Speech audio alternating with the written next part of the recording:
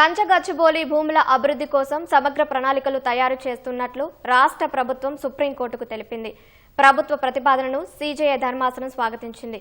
ఈ కేసు విచారణకు సంబంధించి మరిన్ని వివరాలు మా ప్రతినిధి అరుణ్ అడిగి తెలుసుకుందాం.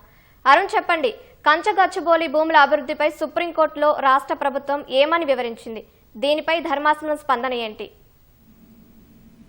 కంచగచ్చిబౌలి భూముల వ్యవహారంపై రోజు సుప్రీంకోర్టులో మరోసారి విచారణ జరిగింది. సిజేఐ జస్టిస్ బిఆర్ గవాయ్ నేతృత్వంలో ధర్మాసనం ముందు ఈ పిటిషన్ పైన విచారణ చేసుకుంది. కంచగచ్చిబౌలిలో రాష్ట్ర ప్రభుత్వం బుల్డోజర్లు పెట్టి అదేవిధంగా వన్యప్రాణులకు సంరక్షణ లేకుండా మొత్తం పర్యావరణాన్ని దెబ్బతీసే విధంగా వ్యవహరించి మీడియాలో వచ్చినటువంటి కథనాలు వాటన్నిటిని సుమోటోగా తీసుకున్నటువంటి సుప్రీంకోర్టు ఈ వ్యవహారం పైన పూర్తి స్థాయి విచారణ చేపట్టింది. గతంలో సుప్రీంకోర్టు ఇచ్చినటువంటి ఆదేశాల మేరకు తాము కంచగచ్చిబౌలిలో పర్యావరణ సమతుల్యత దెబ్బతినకుండా పర్యావరణాన్ని కాపాడే విధంగా, పర్యావరణాన్ని పునరుద్ధరించే విధంగా అక్కడ చోటు చేసుకున్నటువంటి చెట్లు కూల్చడం వంటి అన్నిటినీ తిరిగి పునరుద్ధరిస్తున్నట్లు రాష్ట్ర ప్రభుత్వం సుప్రీంకోర్టుకు తెలిపింది.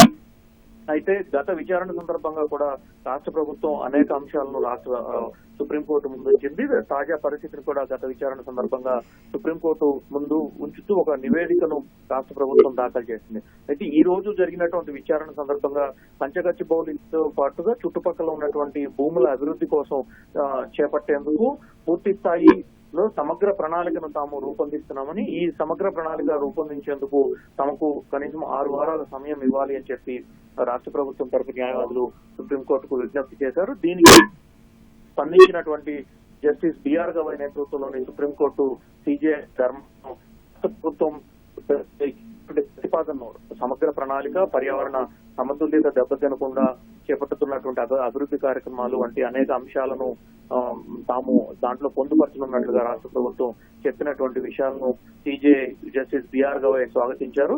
అయితే తాము అభివృద్ధికి వ్యతిరేకులం కాదని, తాము కూడా అభివృద్ధి కాముకులమని, అభివృద్ధి జరిగే టైంలో అభివృద్ధి కార్యక్రమాలు చోటు చేసుకుంటున్నటువంటి సమయంలో పర్యావరణ సమతుల్యతను పాటించాల్సినటువంటి బాధ్యత అందరిపైన ఉంటుందని, రాష్ట్ర ప్రభుత్వాలు కేంద్ర ప్రభుత్వాలపై మరింత ఎక్కువగా ఉంటుంది కాబట్టి పర్యావరణ పరిరక్షణ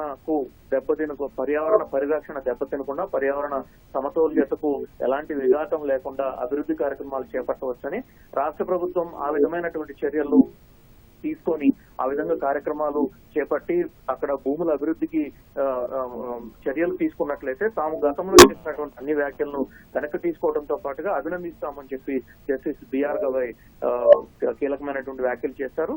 రాష్ట్ర ప్రభుత్వం చేపట్టేటువంటి సమగ్ర ప్రణాళిక కోసం తాము ఎదురు చూస్తున్నామని, రాష్ట్ర ప్రభుత్వం ప్రతిపాదించిన తర్వాత అందుకు సంబంధించినటువంటి తదుపరి విచారణ చేపడతామని చెప్పి 6 వారాల రాష్ట్ర ప్రభుత్వం కోరినటువంటి 6 వారాల సమయాన్ని మంజూరు చేస్తూ తదుపరి విచారణను జస్టిస్ బిఆర్ గవాయ్ వాయిదా వేశారు.